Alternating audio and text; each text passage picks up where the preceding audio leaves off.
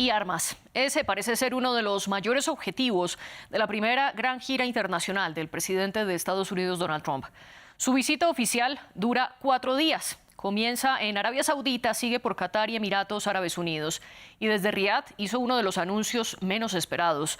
Trump decidió levantar las sanciones contra Siria y se reunió de manera también inesperada con el presidente de facto del país, Ahmed al-Shara, quien lideró el grupo HTS, considerado como terrorista por Estados Unidos y el Consejo de Seguridad de la ONU, debido a sus vínculos con Al-Qaeda, pero que hoy es cada vez más recibido por la comunidad internacional. Andrés Mesa Muñoz nos cuenta. Del radicalismo islámico a las altas esferas de la política internacional. El presidente de facto de Siria, Ahmed al-Shara, logró lo que hasta ahora solo estaba reservado para los aliados del actual gobierno de Estados Unidos: una reunión con el presidente Donald Trump. Se trata del primer encuentro entre los líderes de ambos países en 25 años. Trump también anunció el levantamiento de todas las sanciones y la posible normalización de las relaciones con el nuevo gobierno de Damasco. Un importante cambio de la política de Washington hacia el país árabe, pese a las preocupaciones sobre los antiguos vínculos de al-Shara con la organización armada Al-Qaeda. Esto les da la oportunidad de prosperar. Las sanciones fueron realmente devastadoras, muy severas. Así que levantaremos todas las sanciones contra Siria, lo que creo que será realmente positivo. La medida es vista con optimismo entre los ciudadanos sirios, cuya economía se había visto impactada por más de una década de guerra civil. Levantar las sanciones tendrá un impacto positivo, ya que, como mencionaste, hemos estado aislados de todo. El levantamiento de las sanciones facilitará el proceso de transferencia y estabilizará los precios. Las sanciones separan a Siria del sistema financiero mundial. Su eliminación facilitaría el camino a la inversión extranjera y el comercio mientras el país se recupera. Hasta ahora, otras potencias como la Unión Europea han suspendido restricciones que pesaban en sectores como la energía, el transporte y la banca. Otra de las noticias es que desde Riad, Trump y el príncipe heredero Mohammed bin Salman firmaron acuerdos que, según la Casa Blanca, superan los $600.000 millones. Uno de los pactos es por $142.000 millones para que Estados Unidos dote a Arabia Saudita de tecnología militar. Como sabe, tenemos aquí a los líderes empresariales más importantes del mundo. Se irán con muchos cheques, muchas cosas que usted les proporcionará. Y Estados Unidos, probablemente 2 millones de empleos de los que estamos hablando en esta visita. En primer lugar, me complace visitarlo. Nos conocemos muy bien y creo que nos llevamos muy bien. Y en segundo lugar, para Estados Unidos, hemos generado enormes inversiones y muchísimos empleos. Y seguimos sirviendo muy bien a su gran país. ¿Qué busca Trump en Medio Oriente? ¿Cambia la política exterior de Washington buscando puentes con Siria? Lo discutimos en el debate de hoy. Desde Santiago nos acompaña Isaac Caro, director del Departamento de Política y Gobierno de la Universidad Alberto Hurtado. Y en unos minutos nos acompañará Juan Bélico, analista de Política y Seguridad Internacional. Antes que nada, bienvenido a este programa y bienvenidos todos ustedes quienes nos están viendo a través de la señal de France 24 y también a quienes nos están escuchando a través de Apple Podcasts, Spotify, Deezer y TuneIn. Isaac Caro, comencemos con esa pregunta genérica. ¿Qué es lo que está buscando Donald Trump en su gira por Medio Oriente? Sí, primero, hola, buenas tardes, un gusto saludarlos. Bueno, hay que ver el contexto en el cual estamos involucrados fundamentalmente, y acá estamos en presencia de 2 guerras importantes: la guerra en Ucrania, está la guerra en Gaza. Hay una guerra comercial en base a lo que tiene que ver fundamentalmente con el aumento de aranceles que ha impuesto Trump. Y por lo tanto, yo diría que en gran medida son 2 grandes los objetivos que busca. En primer lugar, buscan nuevos socios comerciales, pero también nuevos socios estratégicos en el contexto en que yo he señalado. Y en este sentido, las monarquías del Golfo Pérsico pueden ser actores y socios comerciales de gran importancia, justamente porque todas ellas son exportadoras de petróleo y por lo tanto son países sumamente importantes en el ámbito económico. Recordemos nosotros que en la visita en Riad, cuando es recibido por las máximas autoridades sauditas, hay también una importante reunión del presidente Trump con los países que conforman el Consejo de Cooperación del Golfo Pérsico. que son justamente Arabia Saudita más otros 5 estados o emiratos del Golfo Pérsico. Con lo cual, naturalmente se apunta especialmente a esta relación. Y yo diría que hay un segundo objetivo que de alguna manera los analistas dicen que en este viaje ha estado en segundo o en tercer lugar, pero yo lo colocaría de algún modo también como un objetivo importante para el gobierno de Trump, y que es de alguna manera retomar algo que él había logrado en el gobierno anterior, en su primer mandato.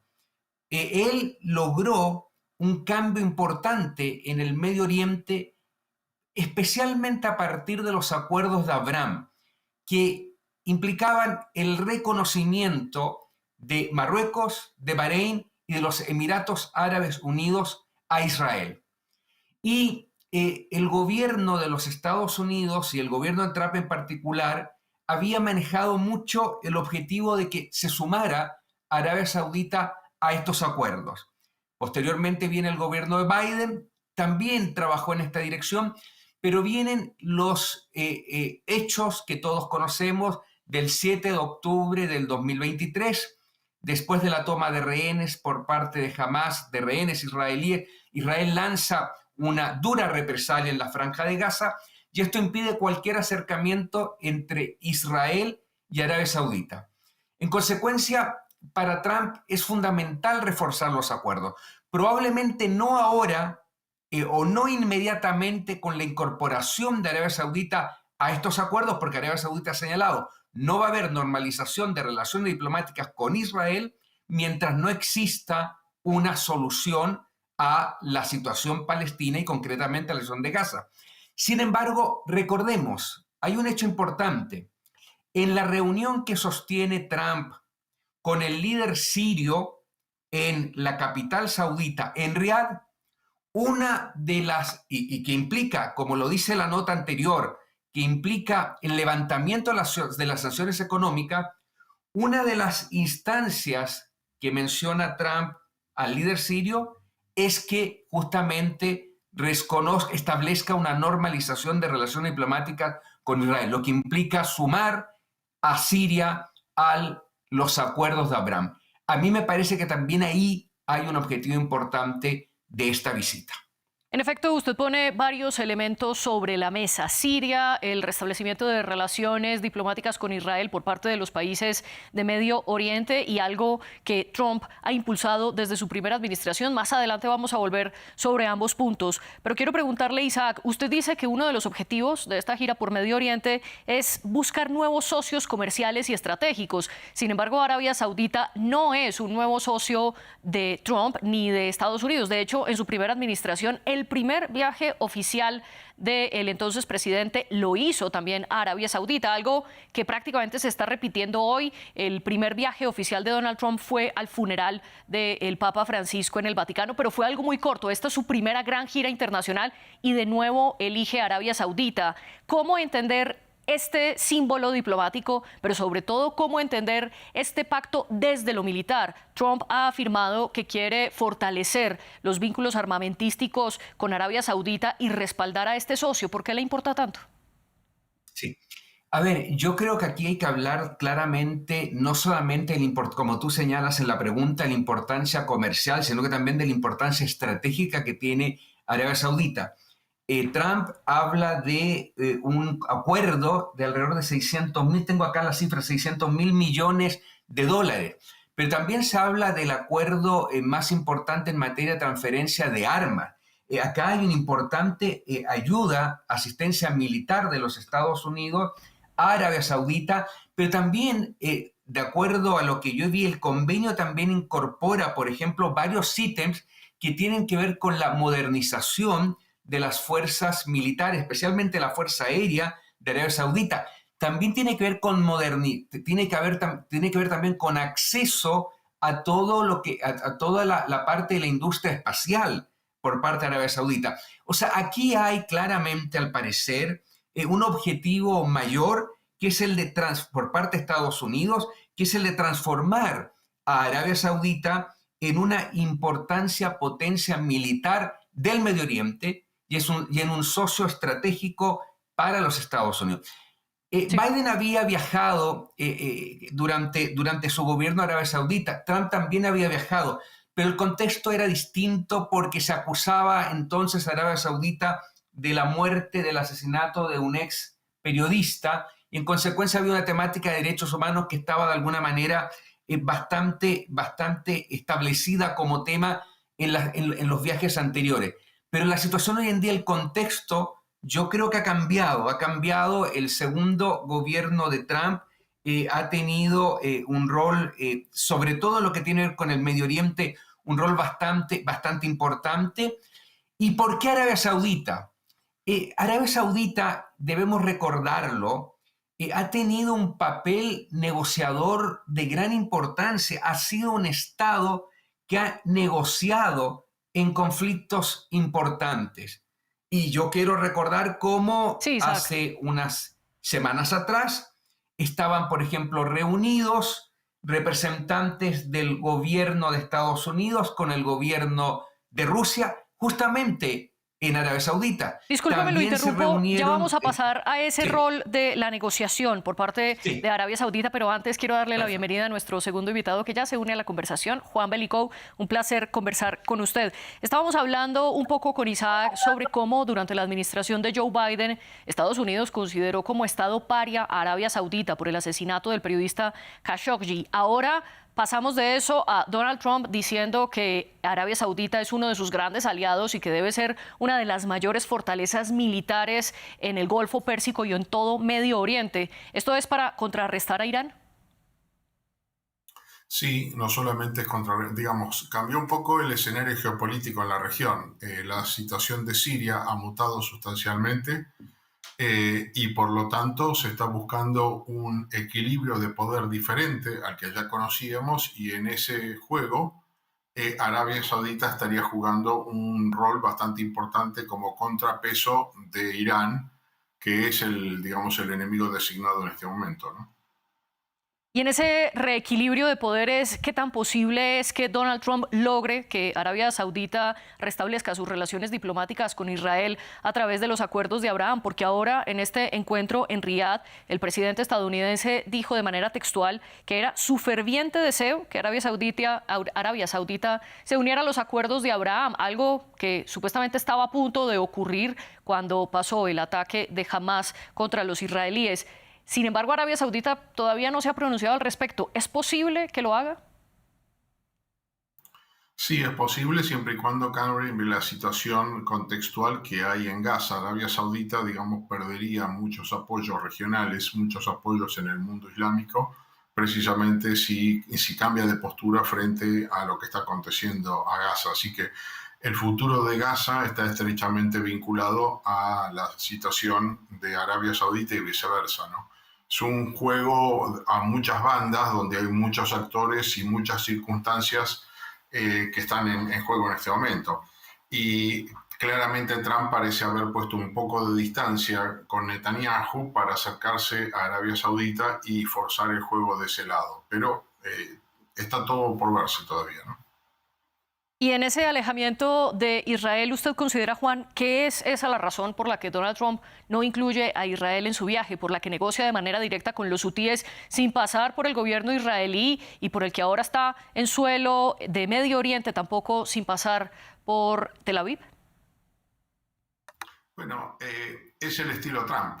Trump no negocia a tres bandas nunca, siempre hace negociaciones bilaterales. Esto es algo que viene de su época de empresario, juega exactamente el mismo juego, no ha cambiado en esto. Así como también negocia directamente con Rusia sin que esté Ucrania en el medio, ni siquiera sus aliados europeos. O sea, es una estrategia, es una manera de encarar las negociaciones de Trump siempre de manera bilateral. Y en esta no negociación de tres bandas, sino una negociación directa, parte de esto, Estados Unidos logró con Arabia Saudita firmar una serie de acuerdos, como ya lo mencionaba Isaac, por ejemplo, frente a las futuras capacidades de defensa por parte de los sauditas, en materia de inteligencia militar, en materia de inteligencia artificial, espacial y también en temas de energía y de recursos minerales. Isaac, ¿qué tanto se necesitan ambos países en estos temas? Sí, bueno, yo creo que acá hay una dependencia mutua, pero yo quería complementar algo que mencionó Juan, que estoy completamente de acuerdo, que me parece que es de suyo importante. Creo que en el último tiempo han habido varias divergencias entre el gobierno de Trump y el gobierno de Netanyahu. Y a lo que apuntaba Juan, justamente estas negociaciones bilaterales es precisamente a las que se ha opuesto Netanyahu. Recordemos el acuerdo que ha tenido el gobierno de Trump, bueno, no solamente en las relaciones bilaterales con Arabia Saudita, pero las conversaciones directas que ha tenido con Irán por el programa de energía nuclear iraní. Ha tenido conversaciones también con Yemen, incluso se ha llegado a un compromiso mutuo de no ataque por parte de Estados Unidos y por parte de los rebeldes hutis de Yemen hacia los barcos estadounidenses. Esto ha irritado bastante al gobierno de Netanyahu. Y yo mencionaría otro factor todavía más importante, la realización de negociaciones directas entre Estados Unidos y el movimiento Hamás, que es finalmente lo que permite hace unos días atrás la liberación del último rehén israelí estadounidense, que además era soldado israelí hace un tiempo atrás. Es más, se habla de que existen conversaciones, que todavía existen conversaciones directas entre Hamás y Estados Unidos que buscarían un cese al fuego. Es decir, una posición que es exactamente contraria a la posición de Netanyahu. Por lo tanto, yo creo que ahí también hay una de las razones por las cuales el gobierno, la presidencia de Trump decide no visitar Israel en esta oportunidad. Y usted también mencionaba, Isaac, esa capacidad de negociación por parte de Arabia Saudita, pero antes, un breve paréntesis. Ese rehén estadounidense-israelí del que usted estaba hablando es Edan Alexander, que en efecto ya fue liberado. Juan, quiero preguntarle sobre ese punto mencionado por Isaac, sobre la capacidad de los sauditas para negociar, algo que se evidenció en Riad, pues el príncipe bin Salman logró convencer a Donald Trump de que se reuniera durante más de una hora con el presidente de facto de Siria, Ahmed al-Sharaa, algo que no estaba en la agenda de la Casa Blanca, y ese encuentro también fue promovido por Turquía. Concretamente, Juan, ¿cuáles son los intereses de Arabia Saudita y de Turquía en promover los vínculos internacionales de Siria y del nuevo gobierno de facto? Bueno, Siria es una perla en el medio de todo este problema que hay que manejar. Obviamente eso tiene que ver con otro actor que usted acaba de mencionar, precisamente, que es Turquía. Turquía está queriendo mejorar su postura regional como potencia media y además es un gran fabricante de armas que se ha fortalecido mucho a partir de la guerra de Armenia-Azerbaiyán y que ciertamente está además involucrado en el conflicto proveyendo armas a las dos partes de Rusia y Ucrania.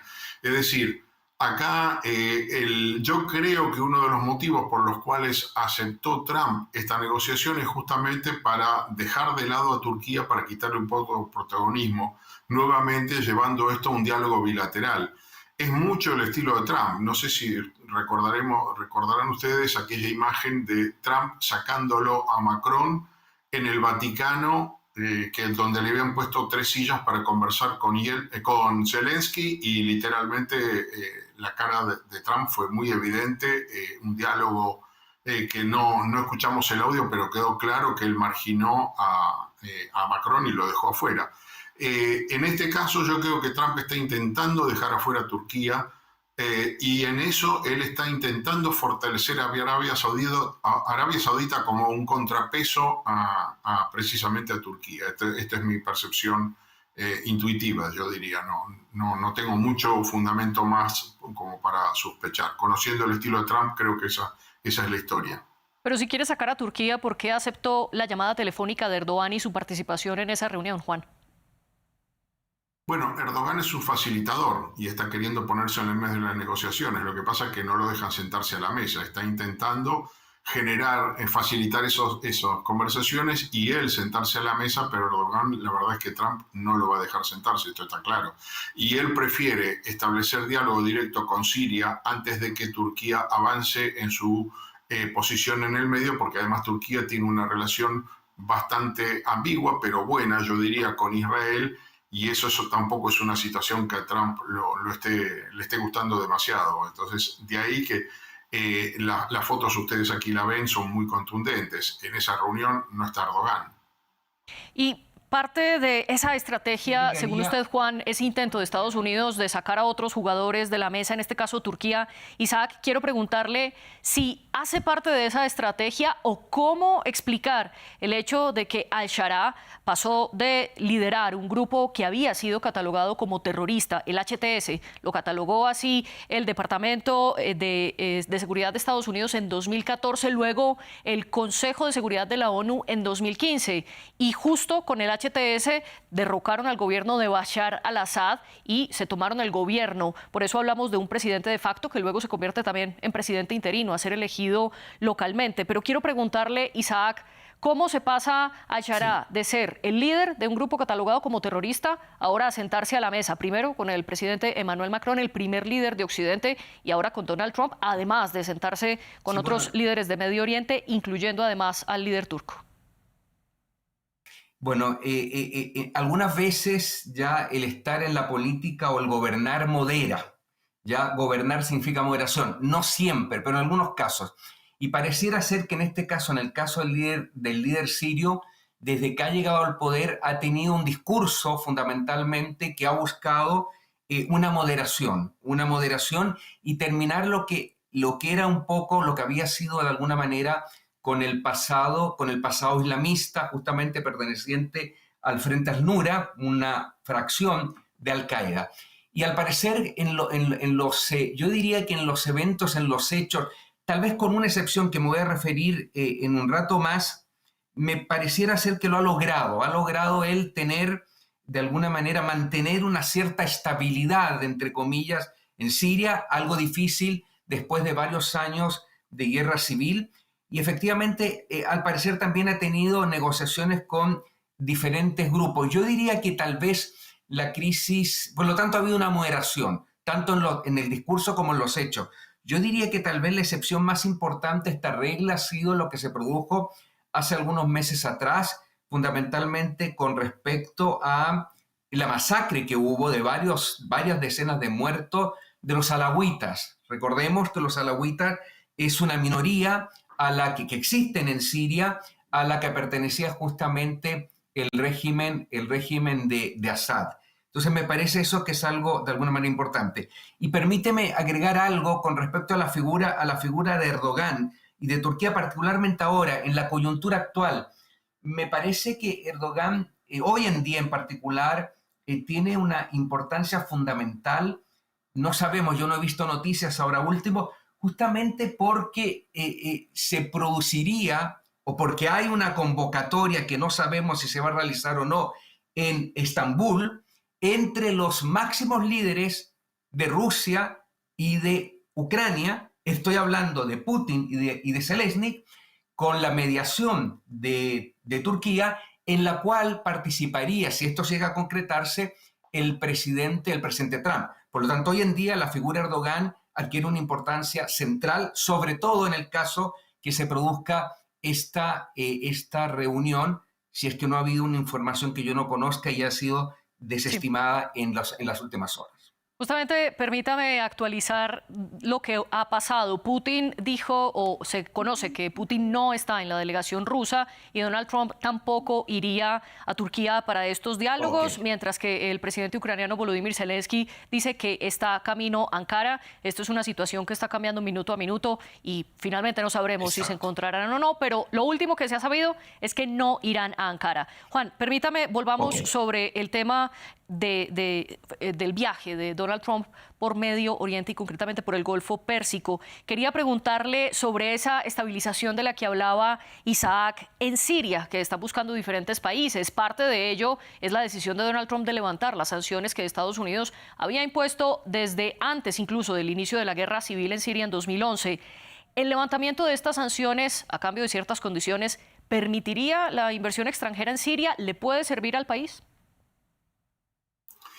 Sí, a ver, volviendo un poco al tema anterior, yo diría que hay una cuestión clave. En política, en geopolítica en particular, lo que hay que considerar es quién ejerce el control territorial efectivo. Y la verdad es que hoy el hombre tiene las cartas fuertes en el lugar, término que le gusta mucho a Trump, y por lo tanto hoy es el hombre con quien hay que negociar. Y encima es un hombre que, como tiene un pasado complicado, es más propenso, busca mostrarse como más moderado y por lo tanto más concesivo, situación que por supuesto van a aprovechar al máximo, pero hay que aclarar, Trump no tiene amigos, no tiene aliados, él tiene intereses puntuales y sus relaciones son circunstanciales, tácticas, eventualmente es descartable. No creo que la comunidad internacional, ni Estados Unidos en particular, sea Trump o no, en el futuro le perdonen el pasado a este hombre, porque ese pasado está ahí. Pero no es la primera vez que esto ocurre. Ahora, si le sirve a los intereses norteamericanos, claro que le sirve. No solamente a los intereses norteamericanos. Hoy, de hecho, hay una situación bastante más tranquila en Siria de la que había hace un año, y esto ya es una ganancia, sobre todo en un ámbito, en un terreno donde las cosas están muy complicadas. Pero las cosas en Siria no están tan fáciles como parecieran, porque todavía el escenario no se despejó del todo. Claro, se negocia con el que más territorio controla, el que más poder tiene, sobre todo cuando es una persona que busca la moderación y busca negociar. Y por lo tanto se aprovecha esa buena predisposición para sacarle las mayores concesiones posibles para avanzar con los intereses que tienen, que, insisto, para Trump el juego es global, no es una situación puntual de Siria, es una situación regional con proyecciones globales, y este es el juego que él está haciendo, ¿no? Usted dice, Trump no tiene amigos, tiene aliados en medio de una proyección global. Isaac, ¿hace parte de esto el hecho de que el Departamento de Estado estadounidense haya aprobado la venta de misiles a Turquía por un valor superior a los $300 millones, justo en medio de esta visita internacional de Donald Trump? ¿Está intentando Washington acercarse al gobierno turco? Yo creo que sí, yo creo que Turquía juega un rol sumamente importante en el conjunto del Medio Oriente, juega un rol también sumamente importante, recordemos, en todo lo que tiene que ver con el Asia Central, y también Turquía juega un rol importante en el conflicto, en la guerra entre Rusia y Ucrania. Además, Turquía es un importante país perteneciente a la OTAN. Por lo tanto, me parece a mí que es fundamental. Como ya lo dijo José hace un rato atrás, Turquía ha tenido una relación bastante ambigua con Israel, y particularmente el gobierno de Erdogan.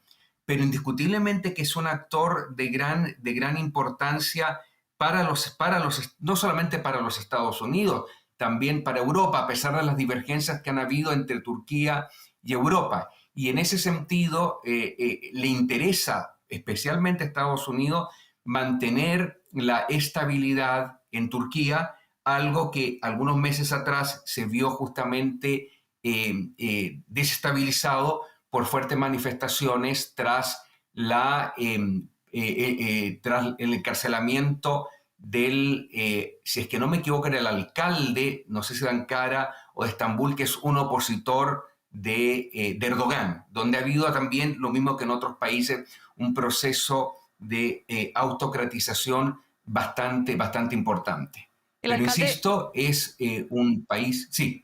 Sí, no, solo quería sumarle el alcalde de Estambul, y discúlpeme, lo interrumpo. Juan, quiero preguntarle ahora, sí. Al inicio de este programa hablaba que el dinero y las armas parecían ser uno de los objetivos clave de esta gira internacional por parte de Trump, debido a los acuerdos que firmó con Arabia Saudita y también los acuerdos comerciales que impulsó, por ejemplo, en Qatar, donde se logró que Qatar Airways hiciera el mayor negocio de la compañía estadounidense Boeing.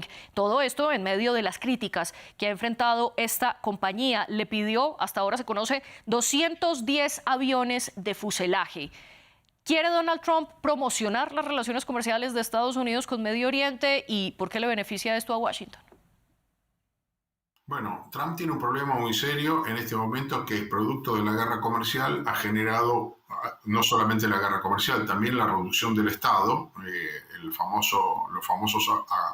famosa reducción del Estado y del gasto público, está generando un desempleo, por un lado, del sector público, pero también un aumento de precios locales que hacen que la capacidad de consumo de la gente sea menor. Él quiere compensar esto con producción nacional y para eso requiere inversiones. China había cancelado, no sé si ustedes recuerdan, hace unos días canceló, de hecho devolvió aviones Boeing que habían comprado a la Boeing, con lo cual puso a la compañía en un aprieto bastante grande, y Trump necesitaba revertir esa situación. Él necesita inversiones, necesita compras muy grandes para revertir una crisis económica que lo está llevando a una situación de popularidad la más baja que ha tenido desde que en sus dos gobiernos. La imagen de Trump se está cayendo y por lo tanto los apoyos que él tiene están empezando a hacer agua. Y esto es algo que él quiere compensar, y el mercado externo, sobre todo las inversiones y las compras del exterior, fortalecen esta situación. De ahí la insistencia en la venta de armas. La venta de armas deja ganancias impresionantes, son valores no referenciables, es muy difícil comparar precios. De cuánto vale un tanque, bueno, depende que le ponga uno al tanque y cosas por el estilo. Entonces, todas estas negociaciones le están mejorando o le están compensando la caída que él está teniendo en la economía doméstica, en la situación económica y la imagen del desempleo que está teniendo, que le impacta en su escenario, ¿no? Hay que recordar, Trump, yo diría, el 90% de las veces habla para su frente interno, para su público interno. Es una cuestión de política interna muchas veces, ¿no? Y le voy a pedir un favor, Isaac, en menos de 30 segundos, descríbanos, por favor, la importancia de Qatar para Estados Unidos, sobre todo teniendo en cuenta que Qatar ha sido señalado como un posible financiador de Hamás y ha servido de mediador para la guerra en la Franja de Gaza. Bueno, yo creo que fundamentalmente es eso, lo que tú has mencionado. Es un mediador no solamente importante en el conflicto de la guerra en Gaza. Recordemos que también fue un mediador importante en Afganistán. Medió justamente en el conflicto con los talibán. Por lo tanto, me parece que acá estamos en presencia. Ojo, con esto termino. La gira de Trump incluye a 2 países que son mediadores importantes. Sí. E incluye a un país que forma parte de los acuerdos de Abraham, Isaac, que Caro, es Juan Emiratos Bélico, Árabes Unidos. gracias a ustedes dos por unirse al debate de France 24 y un agradecimiento como siempre a nuestras productoras Laura Garzón y Tania Herrera, y a ustedes por elegirnos.